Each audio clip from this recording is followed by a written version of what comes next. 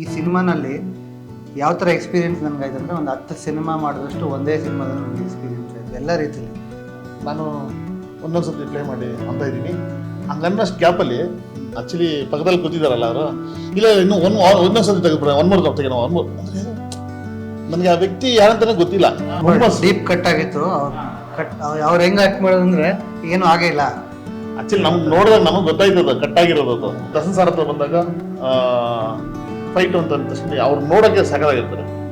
ಅವ್ರು ಕಾಸ್ಟ್ಯೂಮ್ ಆಗಿ ಬರ್ತಾರ ಅಂದ ತಕ್ಷಣ ಶಾರ್ಟ್ ಹಿಂಗೆ ಇಟ್ರೆ ಹೆಂಗೆ ಇರ್ಬೋದು.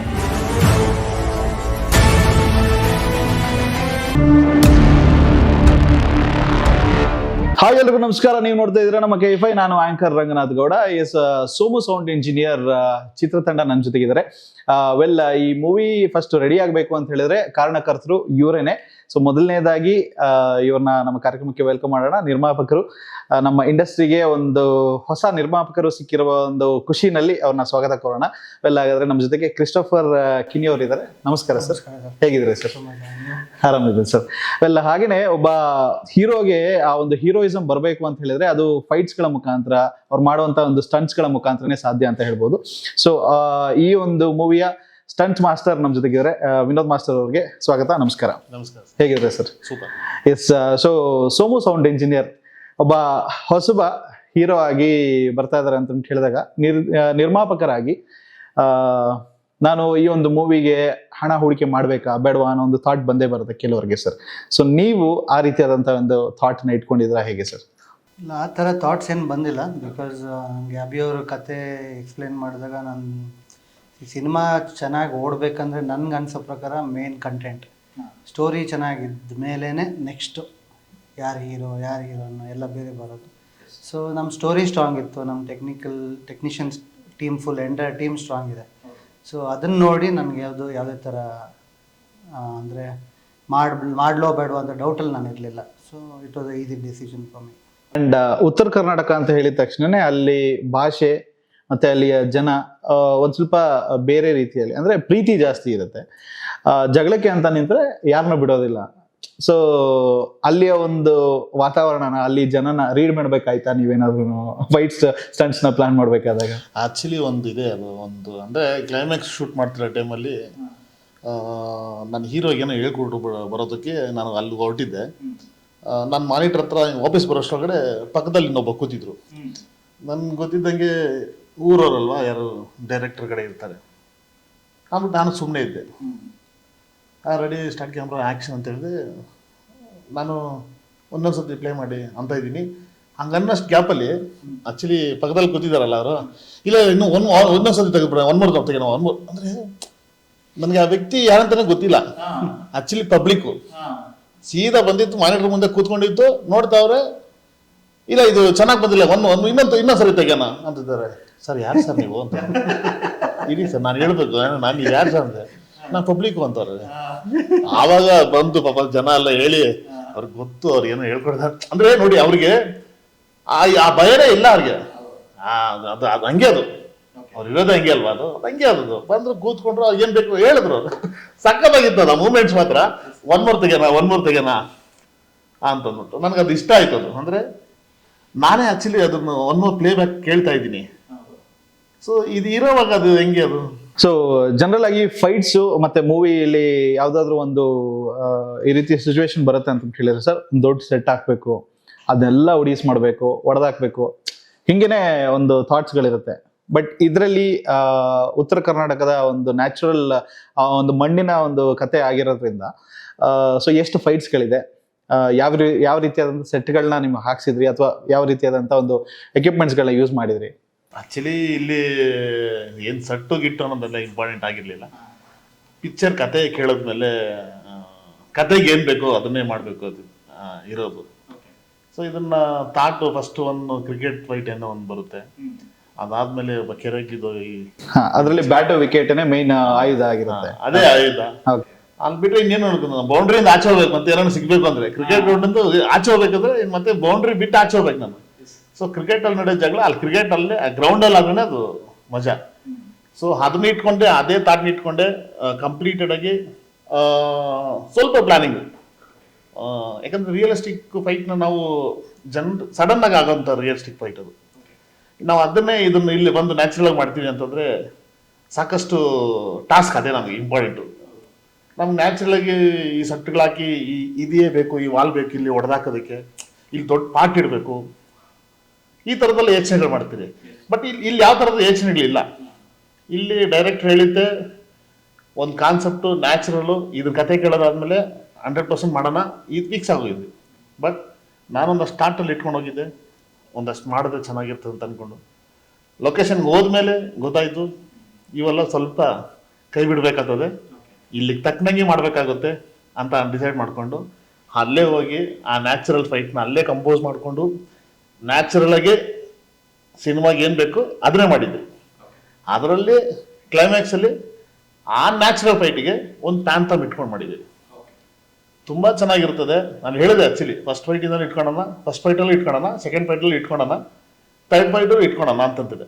ಸ್ವಲ್ಪ ನ್ಯಾಚುರಲ್ ಅಂತಂದರೆ ಕೆಲವು ವಿಷಯಗಳು ಗೊತ್ತಾಗಲ್ಲ. ಈ ಸಡನ್ ಗುದ್ದೋದು, ಇಂಪ್ಯಾಕ್ಟ್ ಆಗೋದು ಅವೆಲ್ಲ ಗೊತ್ತಾಗಲ್ಲ ನ್ಯಾಚುರಲ್ ಫೈಟ್ ಅಂದರೆ.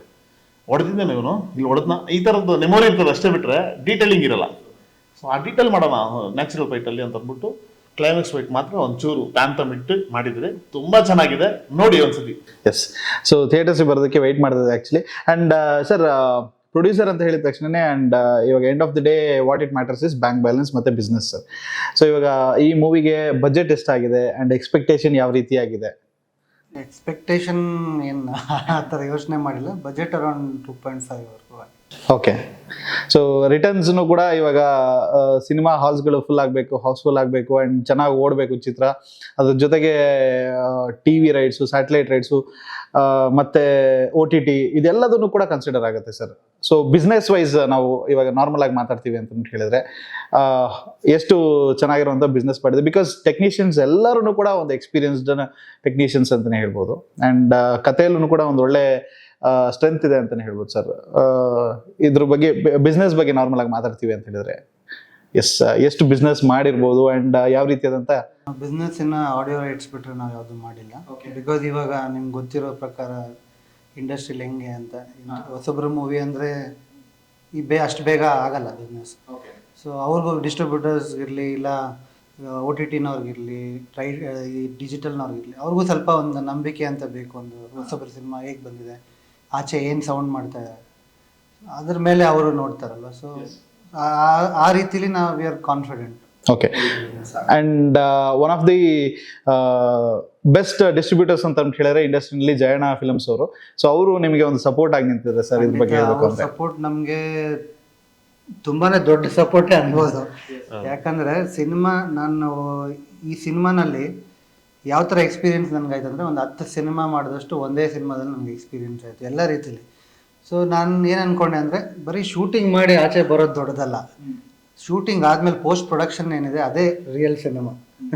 ಶೂಟಿಂಗ್ ಏನೋ ಈಸಿಯಾಗಿ ಮಾಡ್ಕೊಂಡು ಬರ್ಬೋದು, ಬಟ್ ಪೋಸ್ಟ್ ಪ್ರೊಡಕ್ಷನ್ ಎಲ್ಲ ಮಾಡಿದಾಗ ಅದರಲ್ಲಿ ಏನಿದೆ, ಎಷ್ಟು ಕಷ್ಟ ಇದೆ, ಎಷ್ಟು ದುಡ್ಡು ಬೇಕು, ಸೊ ಎಲ್ಲ ಶೂಟಿಂಗ್ ಆದಮೇಲೆ ನಮ್ಗೆ ಗೊತ್ತಾಯ್ತು. ಬಟ್ ಬಜೆಟಲ್ಲೇ ಇತ್ತು. ಆ ಥರ ನಾವು ಬಜೆಟಿಂದ ಅಭಿ ಅವರು ಹೇಳಿರೋ ಬಜೆಟ್ಗಿಂತ ಆಚೆ ನಾವು ಹೋಗಿಲ್ಲ.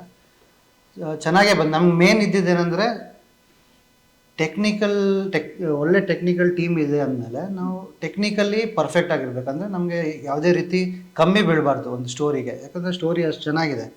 ಈಗ ಮಾಸ್ಟ್ರಿಗೆ ಏನು ಬೇಕೋ ಅವ್ರಿಗೆ ಕೊಡಬೇಕು, ಡೈರೆಕ್ಟ್ರಿಗೆ ಏನು ಬೇಕೋ ಅವ್ರಿಗೆ, ಅದು ಯಾವ್ದು ನೆಸೆಸಿಟಿ ಇದೆ ಅದು ಖಂಡಿತ ಮಾಡಿದ್ವಿ. ಅದು ದೊಡ್ಡ ಸ್ಟಾರ್ಸ್ಗೂ ಮಾಡ್ತಾರೆ, ನಮ್ಮಲ್ಲೂ ಮಾಡಿದ್ವಿ. ಓಕೆ. ಆ್ಯಂಡ್ ಫೈಟ್ಸ್ ಅಂತ ಹೇಳಿದ ತಕ್ಷಣ, ಅಂದರೆ ಫೈಟ್ ಮಾಸ್ಟರ್ಸ್ ಅಂತ ಹೇಳಿದ ತಕ್ಷಣ ನಮ್ಮ ಇಂಡಸ್ಟ್ರಿಯಲ್ಲಿ ತುಂಬ ಜನ ಫೈಟ್ ಮಾಸ್ಟರ್ಸ್ಗಳಿದ್ದಾರೆ. ರವಿ ವರ್ಮಾ ಆಗಿರ್ಬೋದು, ಥ್ರಿಲ್ಲರ್ ಮಂಜು ಅವ್ರು ಆಗಿರ್ಬೋದು. ಸೊ ನಿಮಗೆ ಯಾರಾದರೂ ಒಬ್ಬರು ಇನ್ಸ್ಪಿರೇಷನ್ನ ತೊಗೊತೀರಾ ಅಂತ ಹೇಳಿದ್ರೆ, ನಿಮಗೆ ಸ್ಟಂಟ್ಸ್ಗಳಲ್ಲಿ ಅಥವಾ ಫೈಟ್ ಮಾಸ್ಟರ್ಸಲ್ಲಿ ಇನ್ಸ್ಪಿರೇಷನ್ ಅವರು ಯಾರು ಸರ್? ನಮ್ಮ ಗುರುಗಳು ಬಂದ್ಬಿಟ್ಟು KD ವೆಂಕಟೇಶ್ ಅಂತ. ಸೊ ನಾನು ಇಂಡಸ್ಟ್ರಿಗೆ ಬಂದಿದ್ದೆ ಅವರಿಂದ. ಸೊ ಅವ್ರು ನೋಡೇ ನಾನು ಜಾಸ್ತಿ ಕಲ್ತಿತ್ತು. ಸೊ ಅವ್ರ ಜರ್ನಿನ ಮಾಡ್ತಾ ಇದ್ದೀನಿ. ಓಕೆ. ಆ್ಯಂಡ್ ಈ ಮೂವಿನಲ್ಲಿ ತುಂಬ ಜನ ವರ್ಕ್ ಮಾಡಿರೋವಂಥವ್ರು ಎಲ್ಲರೂ ದರ್ಶನ್ ಸರ್ಗೆ ಕನೆಕ್ಟ್ ಆಗಿರೋರು, ಆ್ಯಂಡ್ ದುನಿಯಾ ವಿಜಯ್ ಸರ್ಗೆ, ಸೂರಿ ಸರ್ಗೆ, ಶಿವಣ್ಣ ಅವರಿಗೆ. ಸೊ ಈ ರೀತಿಯಾಗಿ ಕನೆಕ್ಟ್ ಆಗಿರುವಂಥ ಒಂದು ತಂಡ, ಅಂದರೆ ಇಂಡಸ್ಟ್ರಿನಲ್ಲಿ ಪ್ರತಿಯೊಬ್ಬರೂ ಕೂಡ ಇವ್ರಿಗೆ ಗೊತ್ತಿರುವಂಥವ್ರು. ಸೊ ಯಾವಾಗ್ಲಾದ್ರೂ ಅನ್ಕೊಂಡಿದ್ರ ನೀವು ಈ ಬೇರೆ ಬೇರೆ ಸ್ಟಾರ್ಸ್ಗಳನ್ನು ಕೂಡ ನಾವು ಪ್ರೊಡ್ಯೂಸ್ ಮಾಡಬೇಕು, ಇವ್ರನ್ನು ನಮ್ಮ ಅಂಡರ್ ನಾವು ಒಂದು ಬ್ಯಾನರ್ ಅಲ್ಲಿ ಪ್ರೊಡ್ಯೂಸ್ ಮಾಡಬೇಕು ಅಂತ ಏನಾದ್ರು ಆಸೆ ಇದೆಯಾ? ಆರ್ಟ್ಸ್ ಬಿಡಿ ಸೆಕೆಂಡ್ರಿ ಆಯಿತು. ಫಸ್ಟ್ ಆಫ್ ಆಲ್ ನಾನು ಇಂಡಸ್ಟ್ರಿಗೆ ಬರೋದೇ ನಾನು ಅನ್ಕೊಂಡೇ ಇರಲಿಲ್ಲ ಇಂಡಸ್ಟ್ರಿಗೆ ಬರ್ತೀನಿ ಅಂತ. ಆಕ್ಸಿಡೆಂಟ್ಲಿ ಬಂದಿದ್ದು. ಬಟ್ ಆಕ್ಸಿಡೆಂಟ್ಲಿ ಬಂದ್ರೂ ನನಗೆ ಇಂಥ ಒಳ್ಳೆ ತಂಡ ಸಿಕ್ಕಿದೆ. As a producer I am very lucky. ಯಾಕಂದರೆ ನಿಮಗೆ ಇಷ್ಟು ಸ್ಟ್ರಾಂಗ್ ಟೀಮ್ ಸಿಕ್ಕಿದಾಗ ನಿಮ್ಗೆ ಅದೇ ಒಂದು 50% of strength as a producer. ನೀವು ಬಿಸ್ನೆಸ್ ವೈಸ್ ಆದರೂ ನೋಡಿ, ಇಲ್ಲ ಯಾವುದೇ ರೀತಿ ನೋಡಿ. ಬಿಕಾಸ್ ನಿಮಗೆ ಟೆಕ್ನಿಕಲಿ ಸ್ಟ್ರಾಂಗ್ ಟೀಮ್ ಇದೆ, they know where to spend, where not to spend. ಮತ್ತು ಅದು ಬೇಕಾ ಬೇಡವಾ ಅಂತ ಅವ್ರಿಗೆ ಗೊತ್ತಿರಬೇಕಾದ್ರೆ ಪ್ರೊಡ್ಯೂಸರ್ಗೂ ಅದು ಒಂಥರ ಈಸಿ ಆಗುತ್ತೆ, ಅಷ್ಟು ದುಡ್ಡು ಖರ್ಚಾಗಲ್ಲ. ಸೊ ಆ ರೀತಿ ನಮ್ಮ ಅಭಿಯವರೆಲ್ಲ ತುಂಬ ಚೆನ್ನಾಗಿ ನೋಡ್ಕೊಂಡು ಮಾಡಿದ್ದಾರೆ. ಓಕೆ. ಆ್ಯಂಡ್ ಮೂವಿನಲ್ಲಿ ಫೈಟ್ಸ್ಗಳಿದೆ, ಕೆಲವೊಂದು ಗ್ರೌಂಡಲ್ಲಿ ನಡೆಯುವಂಥದ್ದು, ಕೆಲವೊಂದು ಬೇರೆ ಕಡೆ ನಡೆಯುವಂಥದ್ದು ಅಂತ ಹೇಳಿದ್ರೆ ರಿಯಲ್ ಆಗಿ ಸ್ಟಂಟ್ಸ್ಗಳನ್ನ ಮಾಡ್ತಾ ಇರ್ತಾರೆ. ಬಟ್ ಏನಾದರೂ ಒಂದು ಇನ್ಸಿಡೆಂಟು ನಡೆದಿದೆಯಾ, ಒಂದು ರಿಯಲ್ ಆಗಿ ಅವ್ರಿಗೆ ಏಟ್ ಆಗಿರುವಂಥದ್ದು ಏನಾದರೂ? ಅಂದರೆ ಇದು ಸ್ಟಂಟ್ಸ್ ಮಾಡೋ ಟೈಮಲ್ಲಿ ಅದು ಕಾಮನ್ ಆಗುತ್ತೆ. ಬಟ್ ನಾವು ಆಗದಿದ್ದಂಗೆ ತುಂಬಾ ಪ್ರಯತ್ನ ಪಡ್ತೀರಿ.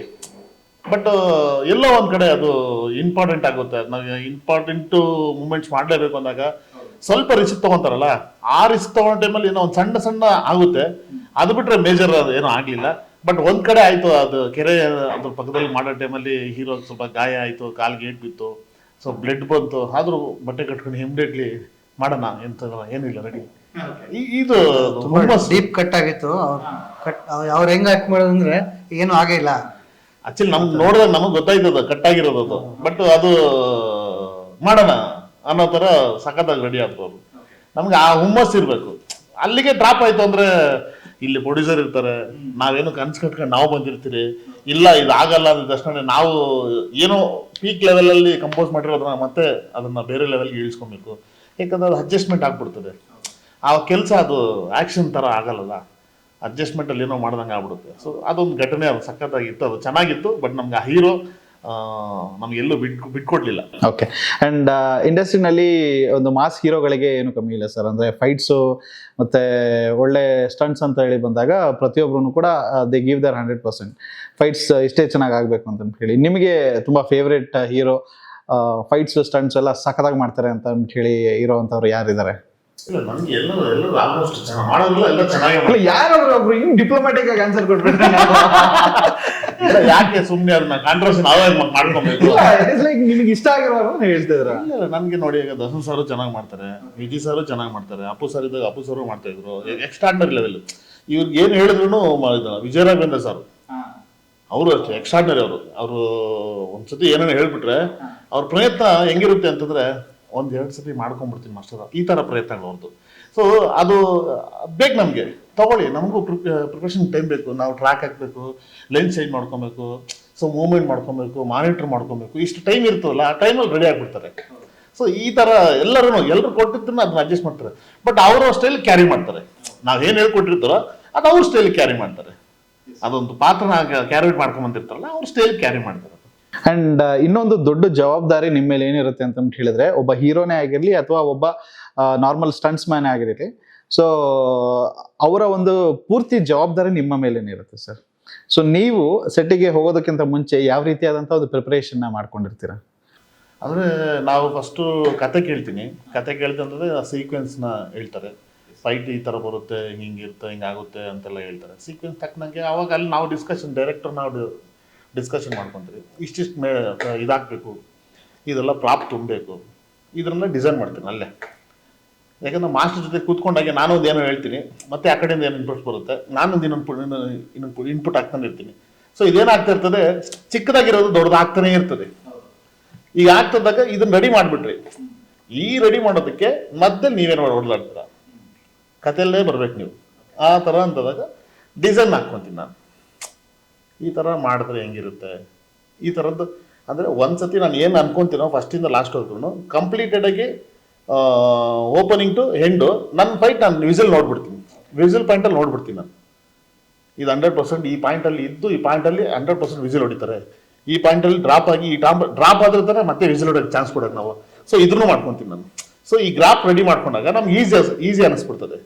ಸೊ ಇದು ಪ್ಲಾನಿಂಗ್ ಮಾಡ್ಕೊತೀವಿ. ಅದಾದ್ಮೇಲೆ ರಿಹರ್ಸಲ್ ಮಾಡ್ಕೊತೀನಿ. 1 ಡೇ ರಿಹರ್ಸಲ್ ಮಾಡ್ಕೊತೀನಿ. ಯಾಕಂದರೆ ನಾವು ಅಲ್ಲೋಗಿ ಪ್ರೊಡ್ಯೂಸರ್ನ ಟೈಮ್ ವೇಸ್ಟ್ ಮಾಡಬಾರ್ದು. ಯಾಕಂದರೆ ಅಲ್ಲಿ ಸಾಕಷ್ಟು ಎಕ್ವಿಪ್ಮೆಂಟ್ಸು ನಾವೇ ಆ್ಯಕ್ಚುಲಿ ಎಷ್ಟು ಕೊಟ್ಟಿರ್ತೀವಿ, ಅಲ್ಲಿ ಬಂದು ರಿಹರ್ಸಲ್ ಮಾಡಿಕೊಂಡು ಟೈಮ್ ವೇಸ್ಟ್ ಮಾಡಿಕೊಂಡು ಇವೆಲ್ಲ ಮಾಡೋಕ್ಕಾಗಲ್ಲ. ಯಾಕಂದರೆ ಎಲ್ಲೂ ರಿಹರ್ಸಲ್ ಕೇಳ್ತೀನಿ ಅಂತಂದರೆ ನಾನು ಕೆಲವು ರೋಪ್ ಶಾಟ್ಸ್ಗಳು, ರಿಸ್ಟ್ ಶಾಟ್ಸ್ಗಳು ಇವನ್ನೆಲ್ಲ ಮಾಡೋದಕ್ಕೆ ಟೈಮ್ ಬೇಕಾಗುತ್ತೆ. ಈ ಟೈಮ್ನ ಹೆಂಗೆ ಈಸಿ ಮಾಡ್ಬೋದು ಅಂತ ಇಲ್ಲಿ ನಾವು ಪ್ರಯತ್ನ ಪಟ್ಬಿಟ್ರೆ, ಯಾಕಂದ್ರೆ ಅದು ಹೊಸ ಪ್ರಯತ್ನ, ಅದು ಹೊಸದು ಆ್ಯಕ್ಷನ್ ಅದು. ಸೊ ಅದನ್ನು ನಾನು ಟ್ರೈ ಮಾಡಲೇಬೇಕು. ಸೊ ಅದನ್ನು ನಾವು ಪ್ರಿಕಾಷನ್ ತೊಗೊಂಡು ಎಲ್ಲ ರೆಡಿ ಮಾಡ್ಕೊಂಡ್ಬಿಟ್ರೆ ಅಲ್ಲಿ ಸ್ಪಾಟಿಗೆ ಬಂದಾಗ ಈಸಿ ಇರ್ತದೆ. ಬರೀ ನಾವು ಹೀರೋಗೆ ಅಷ್ಟೇ ಹೇಳ್ಕೊಡ್ಬೇಕಾರದು, ಹೇಳ್ಕೊಟ್ಟಿದ ತಕ್ಷಣ ಇದು ಕಂಪ್ಲೀಟೆಡ್ ರೆಡಿ. ಸೊ ಈ ಪ್ಲಾನಿಂಗಲ್ಲಿ ಹೋಗ್ತೀವಿ ನಾವು. ವೆಲ್, ಇವಾಗ ಸ್ಟಾರ್ ನಟರು, ಹೀರೋಗಳು ಅಂದರೆ Darshan sir, Appu sir, so ಕೆಲವ್ರ ಜೊತೆ ನೀವು ವರ್ಕ್ ಮಾಡಿರ್ತೀರ. ಸೊ ಆ ಒಂದು ವರ್ಕಿಂಗ್ ಎಕ್ಸ್ಪೀರಿಯನ್ಸ್ ಹೇಗಿರುತ್ತೆ, ಅವರ ಸ್ಟೈಲ್ ಹೇಗಿರುತ್ತೆ ಸರ್? ಆ್ಯಕ್ಚುಲಿ ತುಂಬ ಚೆನ್ನಾಗಿರುತ್ತೆ. ಅದೇ ದರ್ಶನ್ ಸರ್ ಹತ್ರ ನಾವು ಅಪ್ಪು ಸರ್ ಹತ್ರ ಮಾಡಬೇಕಾಯ್ತು. ಲಾಸ್ಟ್ ಒಂದು ಸಿನಿಮಾ ಗೆಸ್ಟ್ ಅಪಿಯರೆನ್ಸ್ಗೆ ಮಾಡಬೇಕು, ಕೃಷ್ಣ ಸರ್ ಜೊತೆ ಇದು ಮಾಡಿದ್ರು ಸಿನಿಮಾ, ಅದು ಗೆಸ್ಟ್ ಅಪಿಯರೆನ್ಸ್ ಮಾಡಬೇಕಾಯ್ತು. ಆ ಫೈಟ್ ನನಗೆ ಬಂದಿತ್ತು. ಮಧ್ಯದಲ್ಲಿ ಎಲ್ಲೋ ಒಂದು ಕಡೆ ಬಂದೋಯ್ತು, ಗ್ಯಾಪ್ ಆಯಿತು, ಮತ್ತೆ ಅದು ನನಗೆ ಸಿಗಲಿಲ್ಲ. ಬಟ್ ಅವ್ರ ಜೊತೆಲಿ ನಾನು ಫೈಟರ್ ಆಗಿರುವಾಗ ತುಂಬ ಎಕ್ಸ್ಪೀರಿಯೆನ್ಸ್ ಮಾಡಿದ್ದೀನಿ. ಸಿಕ್ಕಾಪಟ್ಟೆ ಇಷ್ಟ. ಅಂದರೆ ವಿನೋದ್ ಒಂದ್ಸತಿ ಮಾಡ್ಬಿಡೋದು, ಹೊರಗಡೆಯಿಂದ ಮಾಸ್ಟರ್ ಬರೋರು, ರಾಮಲಕ್ಷ್ಮಣ್ ಮಾಸ್ಟರ್ ಬಂದಾಗೂ ಹೇಳೋರೆ ವಿನೋದ್ ಕರಿ ಮಾಡ್ಬಿಡಿ ಅಂತ. ಸೆಂಟ್ರ್ ಪೊಸಿಷನ್, ಹೀರೋ ಪೊಸಿಷನ್ನ ನಾನು ಮಾಡಿ ತೋರಿಸ್ಬೇಕಾಯ್ತು ಅವ್ರಿಗೆ. ಆದರೆ ಯಾರೋ ಒಂದು ಸ್ಟೈಲ್ ಇಟ್ಟಿರ್ತಾರೆ ಅವರು. ಈ ಹುಡುಗ ಹಿಂಗೆ ಮಾಡಿದ್ರೆ ಹಿಂಗೆ ಸ್ಟೈಲ್ ಕಾಣ್ತದೆ, ಅದನ್ನು ನಮ್ಮ ಕ್ಯಾರಿ ಮಾಡಿದ್ರೆ ನಮ್ಮ ಸ್ಟೈಲ್ ಒಂಥರ ಕ್ಯಾರಿ ಆಗುತ್ತೆ. ಈ ಥರದ್ದೆಲ್ಲ ಒಂದು ಇನ್ಪುಟ್ಟದು. ಆಮೇಲೆ ನಮ್ಗೆ ದರ್ಶನ್ ಸರ್ ಹತ್ರ ಬಂದಾಗ ಫೈಟ್ ಅಂತ ಅಂದ ತಕ್ಷಣ ಅವ್ರು ನೋಡೋಕ್ಕೆ ಸಗದಾಗಿರ್ತಾರೆ. ಒಂದು ಕಾಸ್ಟ್ಯೂಮ್ ಆಗಿ ಬರ್ತಾವ್ರ ಅಂದ ತಕ್ಷಣ ಶಾರ್ಟ್ ಹಿಂಗೆ ಇಟ್ಟರೆ ಹೆಂಗಿರ್ಬೋದು ಈ ಫೀಲ್ ಮಾಡ್ತೀನಿ ನಾನು. ಈ ಥರ ಹ್ಯಾಂಗಲ್ ಇಟ್ಟರೆ ಹೆಂಗಿರ್ಬೋದು ಅಂತ ಫೀಲ್ ಮಾಡ್ತೀವಿ. ಹಾಗೆ ವಿಜಯ್ ಸರ್ಗೆ ಬಂದಾಗ ಅವ್ರಿಗೊಂದು ರಾ ಲುಕ್ ಇರ್ತದೆ. ಅವಾಗೆ ಅದು ನೋಡ್ದೇ ಸಾಕು, ಅದು ಶಾರ್ಟ್ ಹಂಗೆ ಸ್ಮೂತ್ ಅಲ್ಲಿ ಇಟ್ಬಿಟ್ರೆ ಸಾಕು, ಅದು ನೆಕ್ಸ್ಟ್ ಲೆವೆಲ್ ಅನ್ಸ್ಬಿಡ್ತದೆ. ಆದ್ರೂ ಅಷ್ಟೇ ಆ್ಯಕ್ಷನ್ ಅಂತಂದ್ರೆ ನೆಕ್ಸ್ಟ್ ಲೆವೆಲ್ ಅವರು. ಅಂದರೆ ಗಿಗಳು ಒದ್ದಾಡೋದ್ರಲ್ಲಿ ಕೇರೇ ಇಲ್ಲ ಅವ್ರಿಗೆ. ಬಿಟ್ಟಾಕ್ತೀನಿ ಸರ್ ಅಂದರೆ ಬೇಡ, ಅವ್ರು ಆಲ್ರೆಡಿ ಸ್ಟಂಟ್ಸ್ ಮ್ಯಾನ್ ಆಗಿ ವರ್ಕ್ ಮಾಡಿ ಇಂಡಸ್ಟ್ರಿಗೆ ಬಂದಿರೋದು. ಸೊ ಅದನ್ನ ತುಂಬಾನೇ ರಾ ಆಗಿನೇ ನೋಡೋದಕ್ಕೆ ಇಷ್ಟಪಡ್ತಾರೆ ಅವರು ಕೂಡ. ವೆಲ್, ಈ ಸ್ಟಾರ್ ಹೀರೋಗಳ ಜೊತೆಗೆ ಯಾವ್ದಾದ್ರು ಒಂದು ರಿಸ್ಕಿ ಶಾಟ್, ತುಂಬಾ ಭಯಂಕರವಾಗಿತ್ತು ಅಥವಾ ತುಂಬಾ ರಿಸ್ಕಿ ಶಾಟ್ ಆಗಿತ್ತು ಇದು ಅಂತ ಹೇಳಿ ಯಾವ್ದಾದ್ರು ಏನಾದ್ರು ನೆನಪುಗಳಿದೆಯಾ ನಿಮ್ಗೆ ಆ ಥರದ್ದು? ಅಲ್ಲ, ಸುಮಾರು ಇದೆ. ಒಂದೊಂದೇ ಅದ್ರಲ್ಲಿ, ಯಾಕಂದ್ರೆ ನಾವು ಇಡೋದೇ ರಿಸ್ಕಿ ಶಾಟ್ಸ್ಗಳು. ಹಂಗಾಗಿ ಸುಮಾರು ಎಲ್ಲ ಇರೋದು ಇಟ್ಟೇ ಇಡ್ತೀವಿ ನಾವು. ಬಟ್ ಈ ಗ್ಯಾಪಲ್ಲಿ ಏನೋ ಆಗ್ಬಿಡುತ್ತಾ ಅನ್ನೋದು ಒಂದು ಥಾಟ್ ಓಡ್ತಾ ಇರ್ತದೆ.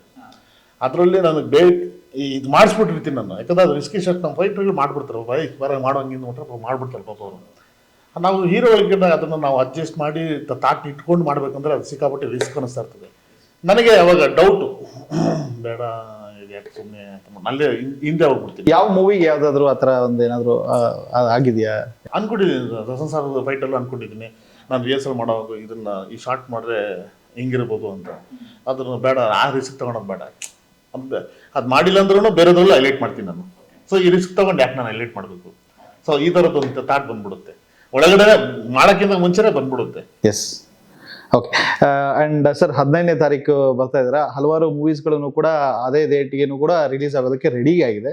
ಬಟ್ ಆದರೆ ಇದು ಒಂದು ಡಿಫ್ರೆಂಟ್ ಆಗಿರುವಂಥ ಸ್ಟೋರಿ ಲೈನ್ ಇಟ್ಕೊಂಡಿರುವಂಥ ಚಿತ್ರ ಆಗಿರೋದ್ರಿಂದ ಒಂದು ನಿಜವಾದ ಒಬ್ಬ ಆಡಿಯನ್ಸಿಗೆ ನೇರವಾಗಿ ಡೈರೆಕ್ಟಾಗಿ ಕನೆಕ್ಟ್ ಆಗುತ್ತೆ ಅಂತ ಬಹಳಷ್ಟು ಮಾತುಗಳನ್ನು ಸಿನಿಮಾ ತಂಡದವರು ಹೇಳ್ತಾನೆ ಬಂದಿದ್ದಾರೆ. ಸರ್, ನಿಮಗೆ ಕತೆ ಮೇಲೆ ಎಷ್ಟು ನಂಬಿಕೆ ಇದೆ? ಆ್ಯಂಡ್ ಮೂವಿ 15ಕ್ಕೆ ನಾನು ಯಾಕೆ ನೋಡಬೇಕು ಅಂತ ಹೇಳಿದ್ರೆ ಏನು ಹೇಳ್ತೀರಾ ಸರ್? ಸರ್, ನಾನು ಈ ಪ್ರಾಜೆಕ್ಟ್ ಕೈ ಹಾಕಿದ್ದೆ ಕಥೆಯಿಂದ, ಫಸ್ಟ್ ಪಾಯಿಂಟ್. ಆಮೇಲೆ ಈ ಸಿನಿಮಾ ಎಲ್ಲ ಕನ್ನಡ ಸಿನಿಮಾ ಜನ ನೋಡಬೇಕು. ಬಿಕಾಸ್ 15ನೇ ತಾರೀಕು ನಮ್ಮ ಜೊತೆನೂ ಬರ್ತದೆ. ಎಲ್ಲ ಜನರು ಟೈಮ್ ಮಾಡಿಕೊಂಡು ಎಲ್ಲ ಮೂವಿ ನೋಡಲಿ. ಬಿಕಾಸ್ ಎಲ್ಲ ಸಿನಿಮಾನೂ ಹಿಟ್ಟಾಗಲ್ಲ. ಬಟ್ ನಾನೇನು ಹೇಳೋದ್ರೆ ಜನ ಬರಬೇಕು ಕನ್ನಡ ಸಿನಿಮಾ ನೋಡೋಕ್ಕೆ. ಆವಾಗಲೇ ನಮಗೂ ಒಂದು ಪ್ರೊಡ್ಯೂಸರ್ಸ್ ಆಗಿ ಇಲ್ಲ ತಂಡ ಆಗಿ ನಮಗೂ ಒಂದು ಧೈರ್ಯ ಬರ್ತದೆ. ಜನ ಬರ್ತಾ ಇದ್ದಾರೆ, ಹೊಸ ಪ್ರೊಡ್ಯೂಸರ್ಸು ಬರ್ತಾರೆ, ಹೊಸ ಹೀರೋಗಳು ಬರ್ತಾರೆ. ಸೊ ಹಾಗಾಗಿ ನಮ್ಮ ಸ್ಟೋರಿ ಮೇಲೆ ತುಂಬ ನಂಬಿಕೆ ಇದೆ. ಜನರು ನೋಡ್ಬಿಟ್ಟು ತುಂಬ ಇಷ್ಟಪಡ್ತಾರೆ ಅಂತ ನಂಬಿಕೆ.